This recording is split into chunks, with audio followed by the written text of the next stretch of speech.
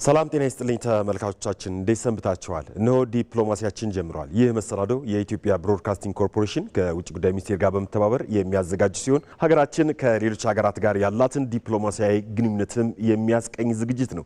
በአብሮነት ከኛ ጋር ይቆዩ ዘንድ የአክብሮት ግብዣችን ነው። ዘላለም መሉ ከመላው ስቱዲዮ ባለሙያዎች ጋር በመሆን ዝግጅቱን እየመራው አብሬያችሁ ቆያለሁ።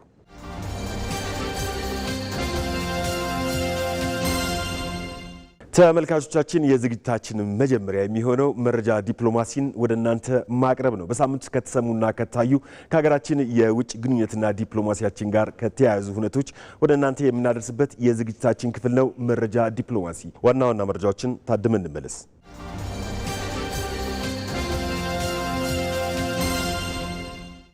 የኢፌዴሪ ጠቅላይ ሚኒስትር አብይ አህመድ የኬንያውን ፕሬዝዳንት ዊሊያም ሩቶን በጽህፈት ቤታቸው ተቀብለው አነጋገሩም። የፕሬዝዳንት ዊሊያም ሩቶ የኢትዮጵያ ጉብኝት በሁለቱ ሀገሮች መካከል ያለውን ጥልቅ ታሪካዊና ወንድማዊ ግንኙነት የሚያንጸባርቅ መሆኑንና በውይይታቸውም የሀገራቱን የሁለትዮሽ ግንኙነት በሚጠናከርበት ሁኔታ ላይ እንዲሁም በአፍሪካ ቀንድ ሰላምና ጸጥታ ጉዳይ ላይ ሀሳብ መለዋወጣቸውን ጠቅላይ ሚኒስትር አብይ አህመድ በማህበራዊ ትስስር ገጻቸው ገልጸዋል። የውጭ ጉዳይ ሚኒስትር ዶክተር ጌዲዮን ጢሞቴዎስ ከኔዘርላንድ የውጭ ንግድና ልማት ሚኒስትር ኦኬኤ ደቭሪስ ጋር ተወያይተዋል። የውጭ ጉዳይ ሚኒስትሩ በኢትዮጵያና ኔዘርላንድ መካከል ረጅም ጊዜ ያስቆጠረ የዲፕሎማሲ ግንኙነት መኖሩን አንስተው የሁለትዮሽ ትብብር መስኮችን የበለጠ ማጠናከር እንደሚገባም ገልጸዋል። ሚኒስትሮቹ የፖለቲካ ምክክር በማድረግ የሁለትዮሽ ቀጠናዊና የባለብዙ ወገን ግንኙነት ትብብሮችን ማጠናከር የሚያስችል የመግባቢያ ስምምነትም ተፈራርመዋል። ኢትዮጵያና የተባበሩት መንግስታት ድርጅት የአፍሪካ ኢኮኖሚ ኮሚሽን ኢትዮጵያ የምታስተናግደውን ኮፕ 32 በስኬት ለማከናወን በትብብር ለመስራት የሚያስችላቸውን ስምምነት ተፈራረሙ። ስምምነቱ በደቡብ አፍሪካ የቡድን 20 ሀገራት ጉባኤ ወቅት ጠቅላይ ሚኒስትር አብይ አህመድ ከተባበሩት መንግስታት ድርጅት ዋና ጸሐፊ አንቶኒዮ ጉተሬስ ጋር ያደረጉትን ከፍተኛ ውይይት ተከትሎ የተፈጸመ ነው።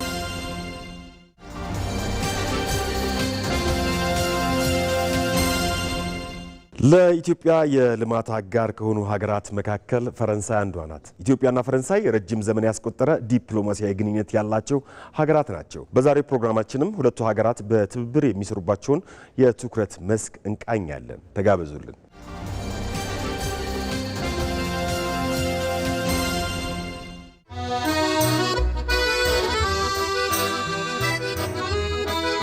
ኢትዮጵያና ፈረንሳይ ከአንድ ምዕት ዓመት በላይ ያስቆጠረ ዲፕሎማሲያዊ ግንኙነት ያላቸው ሀገራት እንደሆኑ የታሪክ መዛግብት ያሳያሉ። ኢትዮጵያ የአድዋ ድልን ከተቀዳጀች በኋላ እንደ አውሮፓውያኑ አቆጣጠር በ1897 ሁለቱ ሀገራት የዲፕሎማሲያዊ ትብብራቸውን መሰረት ጥለዋል። እንደ አውሮፓውያኑ አቆጣጠር በ1907 ፈረንሳይ ከኢትዮጵያ ጋር ያላትን ግንኙነት የበለጠ ለማሳደግ ኤምባሲዋን በኢትዮጵያ ከፈተች።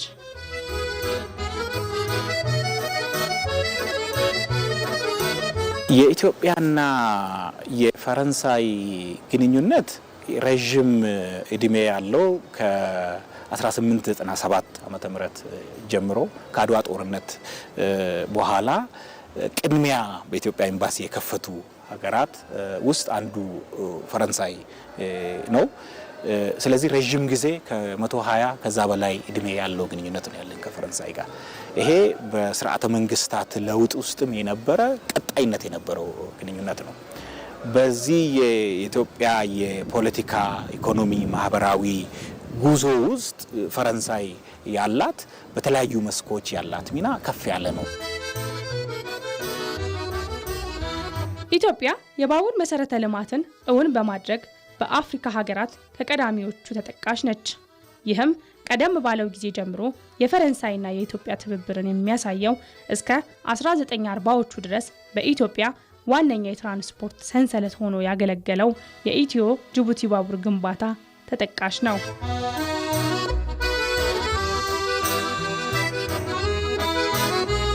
ፈረንሳይ ለኢትዮጵያ የልማት አጋር ከሆኑ ሀገራት ተርታ ትሰለፋለች። ሀገራቱ በልማት ትብብር በተለይም በከተማ ልማት፣ በግብርና፣ በትምህርት፣ በወታደራዊ ትብብር ዘርፎች ጠንካራ ግንኙነት አላቸው። ጠቅላይ ሚኒስትር አብይ አህመድ ወደ ስልጣን ከመጡበት ጊዜ በኋላም የሀገራቱ ትብብር በጉብኝት ልውውጦችና የሁለትዮሽ ውይይቶች አማካኝነት በፖለቲካ ኢኮኖሚና ማህበራዊ መስኮች በይበልጥ እየተጠናከረ መጥቷል። ክቡር የፈረንሳይ ፕሬዝዳንትና ክቡር ጠቅላይ ሚኒስትራችን መካከል ያለው በጣም ጠንካራ ግንኙነት አለ። የፈረንሳይ ፕሬዝዳንት ከዓመት በፊት በሀገራችን ጉብኝት አድርጓል። ክቡር ጠቅላይ ሚኒስትራችንም በቅርቡ በፈረንሳይ ጉብኝት አድርጓል። በተለያዩ ሴክተሮች የተለያዩ አይነት ድጋፎችን ያደርጋሉ ፈረንሳዮች። በኢኮኖሚም ደረጃ በማህበራዊ መስክም ደረጃ ያለው ትብብር ጠንካራ ነው ማለት እንችላለን። በዓለም አቀፍ ደረጃም በተለይም በዓለም ባንክና በዓለም የገንዘብ ተቋም በኩል በተለይ ለኛ የዕዳ ሽግሽግ የብድር ሽግሽግ ላይ ከፍተኛ ድጋፍ ካደረጉልን ሀገራት መካከል ፈረንሳይ ዋነኛዋ ናት።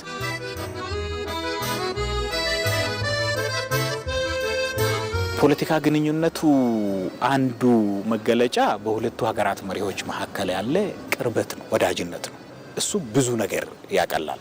ክቡር ጠቅላይ ሚኒስትራችንና ክቡር የፈረንሳይ ፕሬዝዳንት ኢማኑኤል ማክሮን መካከል የቅርብ ወዳጅነት ነው ያለው። ይሄ በብዙ መልኩ መግባባቶች እንዲኖሩ፣ መናበቦች እንዲኖሩ ጠንካራ ለሁለትዮሽ ግንኙነት ለሁለቱ ሀገራት ግንኙነት ጠንካራ መሰረት እንዲኖር ያስቻለ ነው። የረጅም ጊዜ የሁለቱ ሀገራት ትብብር እንደተጠበቀ ሆኖ ማለት ነው።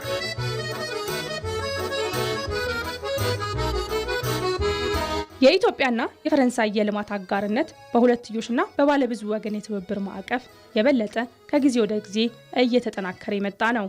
የባለብዙ ወገን መድረክ ትብብር መሰረት የጋራ ፍላጎት መኖር ነው። ተመሳሳይ እይታ፣ ተመሳሳይ ምልከታ መኖር ነው። እኛ የአየር ንብረት ለውጥን ላይ እየወሰድን ያለነው እርምጃ ይታወቃል። የአረንጓዴ ልማት ኢኒሼቲቫችንም በደንብ የሚታወቅ ነው። ሪኮግናይዝ ከሚያደርጉ ሰፖርት ከሚያደርጉ ሀገራት አንዷ ፈረንሳይ ናት። የፓሪስ ክላይሜት አግሪመንት ተብሎ በተለምዶ የምናውቀው አለና ይሄን በተጨባጭ ስራ መሬት ለማስነካት በዓለም ላይ የሚደነቅ አይነት ስራ እየሰሩ ካሉ ሀገራት መካከል ኢትዮጵያ አንዷ ናት። ስለዚህ በዚህ መስክ ትብብራችን የሁለቱ ሀገራት ትብብር ጠንካራ ነው ማለት እንችላለን።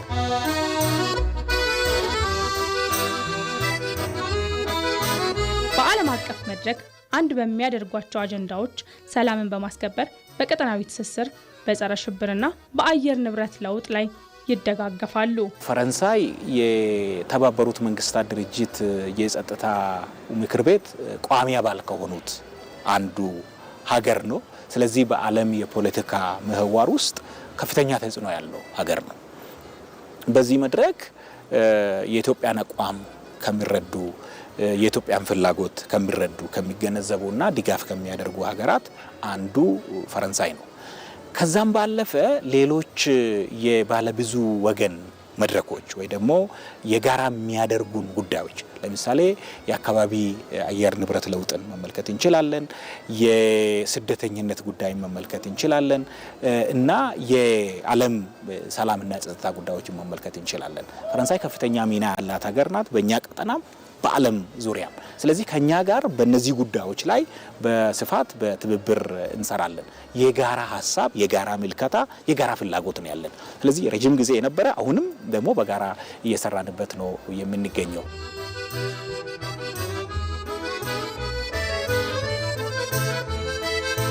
ከፈረንሳይ ጋር አንዱ በትብብር ከምንሰራባቸው መስኮች አንዱ ቀጠናዊ ጉዳዮች ናቸው። እነሱም በዚህ ቀጠና ያላቸው ፍላጎት የኢኮኖሚ የጂኦፖለቲካ ፍላጎት አለ።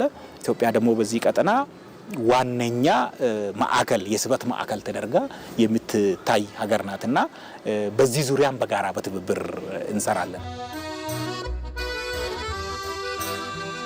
ኢትዮጵያ የግብርና ምርቶቿን በተለይም ቡና ወደ ፈረንሳይ ስትልክ፣ ፈረንሳይ በበኩሏ የትራንስፖርት ቁሳቁሶችና የሕክምና መገልገያ መሳሪያዎችን ወደ ኢትዮጵያ በዋናነት ትልካለች።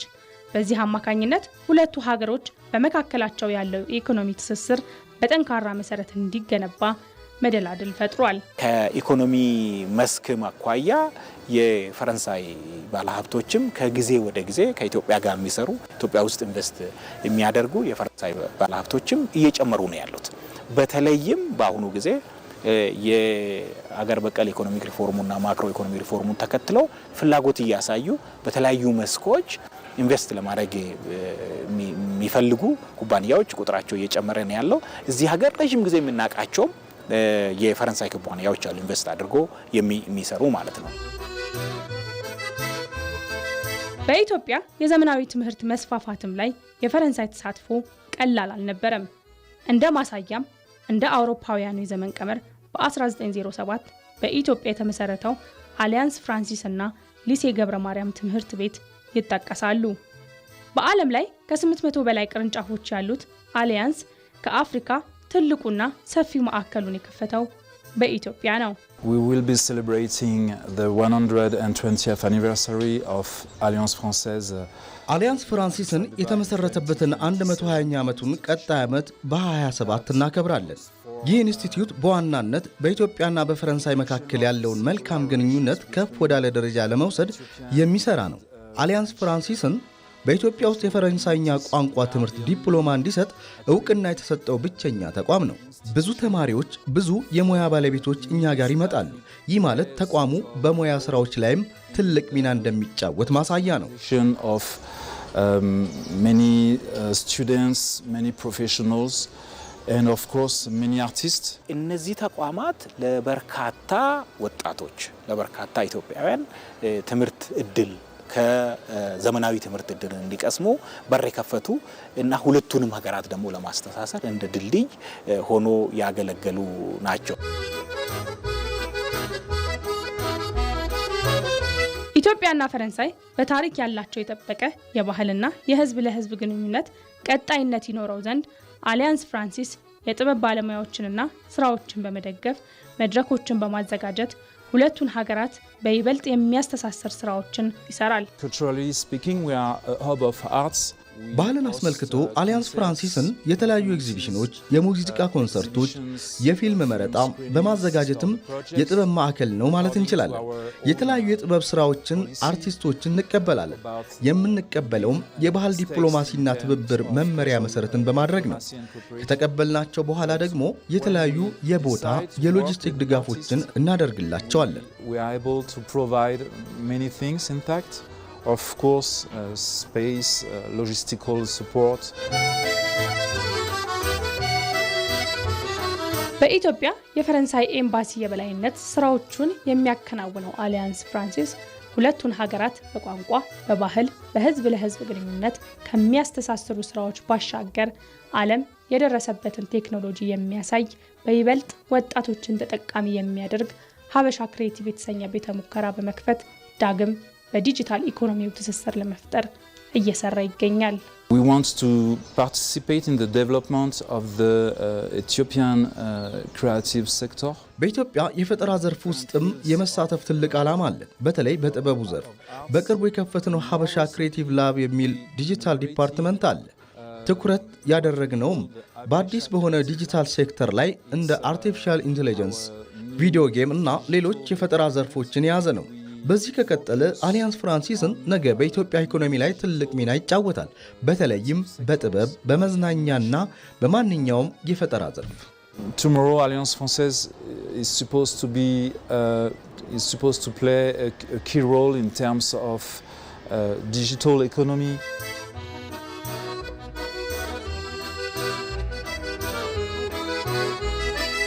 ኢትዮጵያና ፈረንሳይ በትብብር ከሚሰሩበት መስክ የአቪዬሽን ዘርፉ ይጠቀሳል።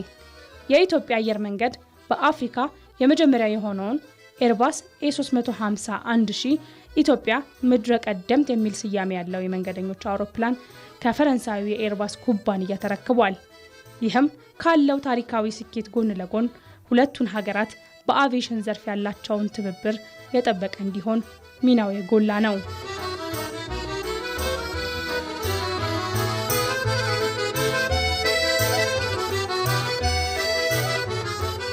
ሁለቱ ሀገራት በባህልና ታሪካዊ ቅርሶች ጥበቃ ያላቸው ትብብር በይበልጥ እንዲያድግ በኢትዮጵያ ቅርስ ጥበቃ ፕሮጀክት ውስጥም የፈረንሳይ መንግስት አሻራውን አሳርፏል።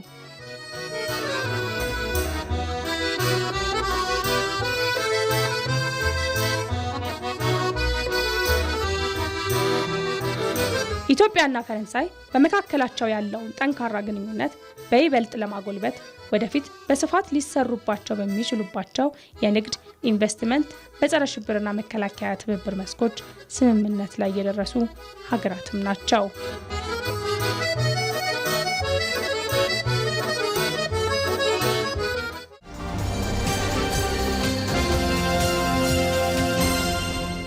ተመልካቾቻችን እዚህ ጉዳይ ላይ ቆይታ እናደርጋለን። ባልደረባችን ማርታ ግርማ በፈረንሳይ የኢትዮጵያ ባለሙሉ ስልጣን አምባሳደርና በዩኔስኮ የኢትዮጵያ ቋሚ መልእክተኛ ከሆኑት አምባሳደር ማህሌት ኃይሉ ጋር ቆይታ አድርጋለች።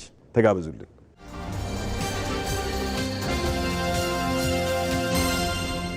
በፈረንሳይ የኢትዮጵያ ባለሙሉ ስልጣን አምባሳደርና በዩኔስኮ የኢትዮጵያ ቋሚ መልእክተኛ ከሆኑት አምባሳደር ማህሌት ኃይሉ ጋር ቆይታ እናደርጋለን። ፈቃደኛ ስለሆኑልን አመሰግናለሁ። እኔም አመሰግናለሁ። የኢትዮጵያና የፈረንሳይ ግንኙነት በይበልጥ የሚያተኩረው በየትኞቹ ዘርፎች ላይ ነው? የኢትዮጵያና የፈረንሳይ ግንኙነት በመተማመንና በጋራ መከባበር ላይ የተመሰረተ ሲሆን ፖለቲካን ጨምሮ ዘርፈ ብዙ ትብብር አለን። እንደ አውሮፓውያን አቆጣጠር በ2019 የሁለትዮሽ ትብብሩን ለማሳደግ በኢኮኖሚ፣ ዲፌንስ፣ ፖለቲካን ባህል መስኮች በርካታ ስምምነቶች ተፈርመዋል። ተጠቃሽ የትብብር መስኮች ከነዚህ ውስጥ እንግዲህ በኢኮኖሚ ዘርፍ በፈረንሳይ ድጋፍ የበርካታ የሀገራችን የሪፎርም ስራዎች ተግባራዊ ሆነዋል። በባህል ዘርፍ ተጠቃሹ እንግዲህ የባህል ቅርስ ጥበቃ ነው። ከዛ በተጨማሪ ደግሞ የላሊበላ ውቅር አብያተ ክርስቲያናት እድሳት አለ። እሱም በፈረንሳይ ድጋፍ እየተከናወነ ነው። የብሔራዊ ቤተ መንግስት እድሳት ደግሞ በፈረንሳይ መንግስት ድጋፍ ተጠናቆ ለህዝብ ይፋ ሆኗል። እየተጎበኘም ነው ያለው። በትምህርት ዘርፍ ተጠቃሹ ትብብር የሊሴ ገብረ ማርያም ትምህርት ቤት ሲሆን አሊያንስ ፍራንስ በአዲስ አበባ እንዲሁም በድሬዳዋ እንዲሁም የኢትዮጵያ የጥናት ማዕከል ከፍተኛ ትብብር የሚደረግበት መስክ ነው። ለሀገራችን ተማሪዎች የተለያዩ ነፃ የትምህርት እድል እንዲሁም የስኮላርሺፕ መርሃ ግብሮችን ለማጠናከር የሚያስችል የትብብር ስምምነት ከፈረንሳይ ጋር ተስማምተናል። ስምምነት አለ። ከዚህ በተጨማሪ እንግዲህ የጉድኝት ትብብሮች ናቸው። በርካታ የኢትዮጵያ ከተሞች ከፈረንሳይ ከተሞች ጋር የጉድኝት ስምምነት ተፈራርመው እየተባበሩ ይገኛሉ። ይህም የህዝብ ለህዝብ ግንኙነቱን ያጠናክራል። ሁለቱ ሀገራት የቆየ የትብብር ታሪክ ያላቸው ሀገራት ናቸው። ይህ ታሪክ በልማት ትብብሮች አሁንም ተጠናክሮ ቀጥሏል ወይ? በሁለቱ ሀገራት መካከል ያለው ትብብር በላቀ ደረጃ ላይ በላቀ ምዕራፍ ላይ ይገኛል። አሁንም ቢሆን ይሄ ትብብር እንዲጠናከር የሁለቱ ሀገራት መሪዎች እንዲሁም ከፍተኛ ኃላፊዎች ልውውጦች፣ ግንኙነቶች አስተዋጽኦ አድርጓል። በአሁኑ ወቅት የኢትዮጵያ የልማት አጋር ከሆኑት አንዷ ፈረንሳይ ናት። የገንዘብ እርዳታን ጨምሮ የተለያዩ ብድር እንዲሁም የኢኮኖሚ ዲፕሎማሲ፣ የባህል ድጋፍ አስተዋጽኦ እያደረገች ትገኛለች። ስለዚህ ስትራቴጂክ አጋራችን ናት። ሁለቱ ሀገራት በፖለቲካና በኢኮኖሚ ዲፕሎማሲ ዘርፍ ያላቸው ግንኙነትስ ምን ይመስላል? በጣም ጥሩ ግንኙነት ነው ያለን ከፈረንሳይ ጋር በሁለቱ ሀገራት መሪዎች በኩል የጠበቀ ግንኙነት አለ። ከፍተኛ የመንግስት የስራ ኃላፊዎች በርካታ ልውውጦች እየተደረጉ ናቸው። በተገኙት አጋጣሚ በቀጠናችን የሰላም ሂደት ላይ ተቀራራቢ አቋም ስላለን ፈረንሳይም በአካባቢው ትኩረት የምትሰጥ ሀገር ስለሆነች በተለያዩ አጋጣሚዎች ኃላፊዎቻችን በሚገናኙበት ወቅት በሁለትዮሽና በአፍሪካ ቀንድ የጸጥታና የደህንነት ዙሪያ እንዲሁም ዓለም አቀፋዊ ጉዳዮች ላይ ከፈረንሳይ አቻዎቻቸው ጋር የሀሳብ ልውውጥ ያደርጋሉ። በኢኮኖሚ ዲፕሎማሲው መስክ ደግሞ ወደ ሀገራችን የሚመጣውን የኢንቨስትመንት ንግድ ፍሰት ለማጠናከር እንዲጨምር ለማድረግ ብዙ ጥረት እየተሰራ ነው። ይህንን ጥረት ተግባራዊ ለማድረግ በሁለቱ መሪዎቻችን ፓትሮኔጅ ስር በቅርቡ እንደምታውቁት ፓሪስ ላይ የአውሮፓ እና የኢትዮጵያ የኢንቨስትመንት ፎረም ተካሂዷል። ይህ ፎረም የአውሮፓ ሀገራት ባለሀብቶች ስለ ሀገራችን የኢንቨስትመንት እድሎች ለማስገንዘብ እና እንዲሁም በሀገራችን የኢንቨስትመንት እድሎች እንዲሳተፉ መጥተው ወደ ሀገራችን ኢንቨስት እንዲያደርጉ ትልልቅ ፕሮጀክቶችን ለማስተዋወቅ እድሉን ፈጥሯል። ስለዚህ ይሄ ፎረም ውጤታማ ፎረም ነበር ለማለት ይቻላል። ሁለቱ ሀገራት በሁለትዮሽና በባለብዙ ወገን የትብብር መድረክ ያላቸው ትብብርስ ምን ይመስላል? ኢትዮጵያና ፈረንሳይ በሁለትዮሽ መድረክ ላይ የተለያዩ ልውውጥ እናካሂዳለን። በመሪዎች ደረጃ በከፍተኛ ኃላፊዎች ዘንድ ብዙ ልውውጦች፣ የሀሳብ ልውውጦች፣ ግንኙነቶች አሉ። ክቡር ጠቅላይ ሚኒስትር አብይ አህመድ የተካሄደው የሪፎርም አጀንዳ የኢኮኖሚክ ሊበራላይዜሽን ትልቅ ቦታ ተሰጥቶት ነበረ። ስለዚህ በዚህ በኢኮኖሚ ዘርፍ ብዙ ትብብር ከፈረንሳይ ጋር አለ። ይህም ትብብር ከቅርብ ጊዜ ወዲህ እየተጠናከረ መጥቷል። ባለ ብዙ ወገን መድረኮች የተመለከትን ከሆነ ሁለቱ ሀገራት መሪዎች እንዲሁም ከፍተኛ ባለስልጣናት በተለያዩ ዓለም አቀፍ መድረኮች ለምሳሌ የተባበሩት መንግስታት ድርጅት ኒውዮርክ እንዲሁም ሌሎች መድረኮች ላይ የተገናኙ በርካታ ልውውጦችን ያከናውናሉ። እንግዲህ ፈረንሳይ ዓለም አቀፍ አጀንዳዎችን በማስተባበር ረገድ ግንባር ቀደም ሚና ይዛ ትንቀሳቀሳለች። በዓለም አቀፍ ደረጃ ለምሳሌ የአየር ንብረት ለውጥ፣ ዘላቂ ልማት ጉዳዮች፣ የአየር ስምምነቶች እና ተለያዩ እንደዚህ የመሳሰሉ ማዕቀፎች፣ መልቲላተራል መድረኮች በፈረንሳይ ይከናወናሉ። እነዚህ መድረኮች ለሀገራችን ብሔራዊ ጥቅሙ በጣም አግባብነት ያላቸው ስለሆኑ በእነዚህ መድረኮች ላይ ንቁ ተሳትፎ ይደረጋል። በህዝብ ለህዝብ ግንኙነትና በባህል ዲፕሎማሲው ዘርፍ ኢትዮጵያና ፈረንሳይ ያላቸው ግንኙነት ምን ይመስላል? በባህል እና በህዝብ ለህዝብ ግንኙነት በኢትዮጵያና ፈረንሳይ መካከል ያለው ግንኙነት በጣም ጥሩ ደረጃ ላይ ነው። በባህል ዘርፍ ቅድም እንዳልኩት ባህል ቅርስ ጥበቃ፣ የላሊበላ ውቅር አብያተ ክርስቲያናት እድሳት በፈረንሳይ መንግስት ከዩኔስኮ ጋር በመተባበር እየተከናወነ ነው ያለው። የብሔራዊ ቤተ መንግስት እድሳትም በፈረንሳይ ድጋፍ እየተከናወነ ነው። ፈረንሳይ እንግዲህ ፈረንሳይኛን ለማስፋፋት ትልቅ ቦታ የምትሰጠው አንዱ የሊሴ ገብረ ማርያም ትምህርት ቤት ነው። አሊያንስ ፍራንስም አለ። አሊያንስ ፍራንሴዝ በአዲስ አበባ በድሬዳዋም ይገኛሉ። እነዚህን ትምህርት ቤቶች የፈረንሳይ መንግስት ትብብር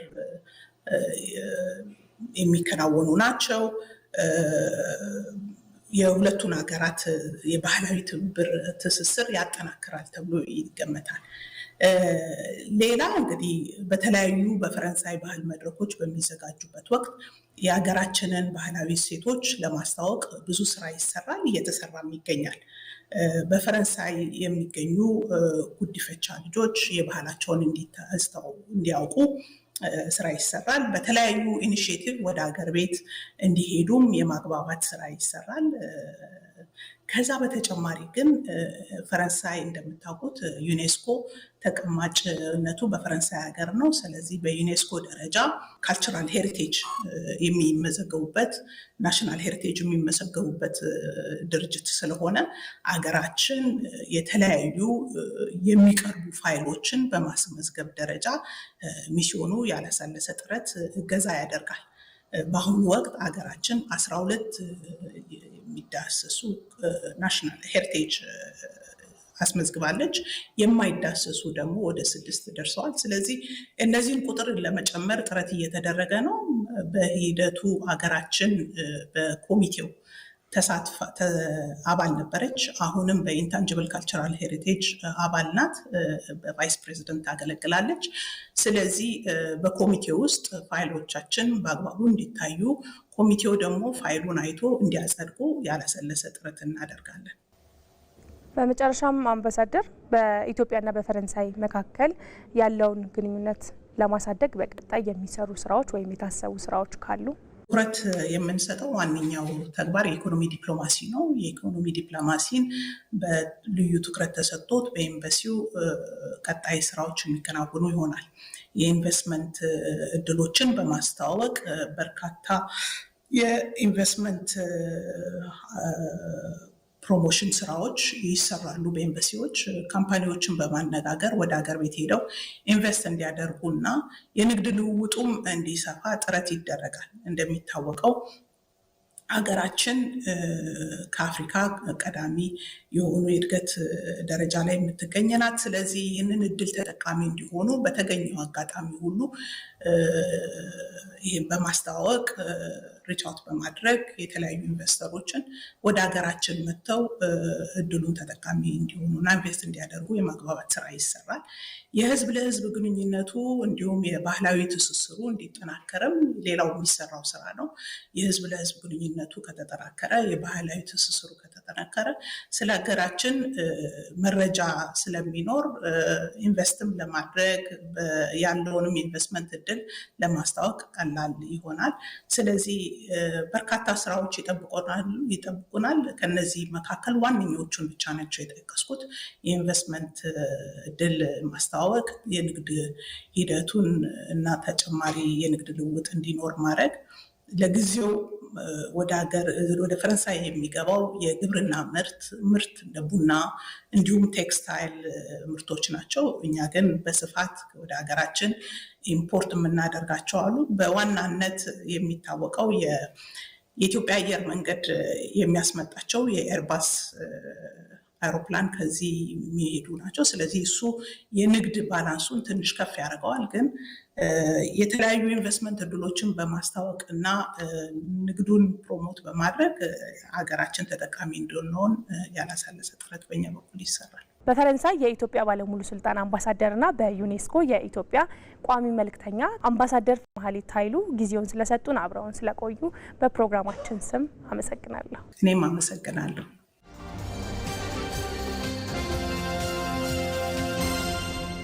ተመልካቾቻችን የዛሬው የዲፕሎማሲያችን ዝግጅት ይህን ይመስል ነበር። ቀጣይ ሳምንት በሌላ ርዕሰ ጉዳይ በሌላ ዝግጅት እንጠብቃቸዋለን። ጤና ይስጥልኝ።